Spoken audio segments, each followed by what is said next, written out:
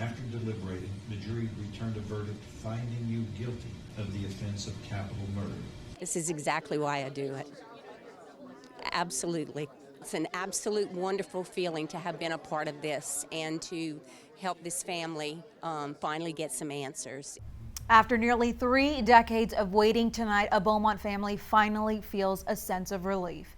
Today, jurors found Clayton Foreman guilty of capital murder in the death of Mary Catherine Edwards. The Beaumont teacher was found dead inside her townhome back in 1995. Advances in DNA evidence and genetic genealogy eventually led police to Edwards' killer. Good evening, Southeast Texas. I'm Brenda Matudi. I'm Jordan Williams. Today's verdict came after 29 years of waiting, 7 days of testimony, and 50 minutes of deliberation. DA Keith Giblin told us it was truly a team effort. The evidence detailed a journey of law enforcement, the Beaumont Police Department, the Texas Rangers, an assisting agency who from the day Catherine was tragically murdered never relinquished their duty and personal drive to catch the person that killed Catherine. Tonight, an Edwards family spokesperson told me it's, quote, been a long, emotional journey to finally see justice and closure. The prosecution's case revolved around new DNA testing on evidence that had been carefully preserved since 1995. The Texas Rangers got involved in 2021 and sent some of the evidence to a private lab for testing. Then came a DNA profile for a suspect. And Beaumont Police Detective Tina Llewellyn and her husband used genetic genealogy to build a family tree. Genetic genealogist Cheryl LaPointe's father-in-law was caught up in the case. She helped police close in on Foreman. She testified last week and came back today for the end of this trial.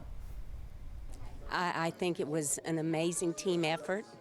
Absolutely, and this works. This works. This is the crime-fighting tool of the future, in my opinion, the genetic genealogy, and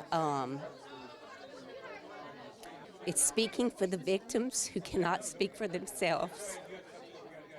And we heard them talking today about making sure Catherine wasn't forgotten. She wasn't, and she'll never be forgotten. I will never forget her for sure. Now, with this capital murder conviction, Foreman automatically faces life in prison. The death penalty was off the table from the start. Prosecutors say the Edwards murder shared alarming similarities to a 1981 sexual assault case involving Foreman as well. Jurors also heard from that victim today.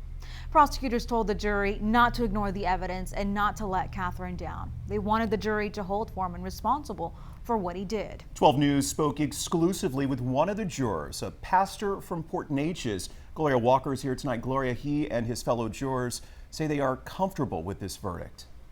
That's exactly right, Jordan. Brenda, 7 long days of painfully detailed testimony all lined up for this moment. And the jury took about 50 minutes to reach that guilty verdict.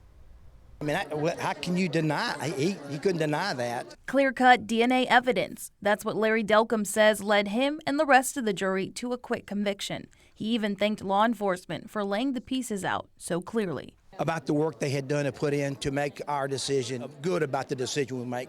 There wasn't any doubt that what happened had happened. The jury convicted Clayton Foreman after listening to 7 days of extensive testimony from those who collected and tested evidence. They also heard from Mary Catherine Edwards' twin sister.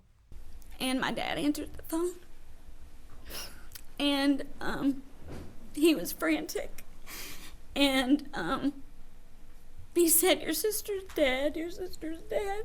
Twin sister was an incredible testimony. To know she lost her twin was just really difficult. And then the lady at last that had been raped years ago, her lack of justice for so many years was very difficult for us. 6 men and 6 women who felt with listening to all the facts made the best decision for the family and felt that justice was served almost 30 years later.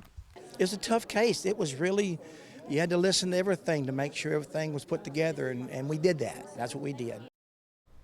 Mr. Delcom said that he never thought he would get picked to serve on a jury in a case this significant, but that he's happy to issue just a bit of justice for the family.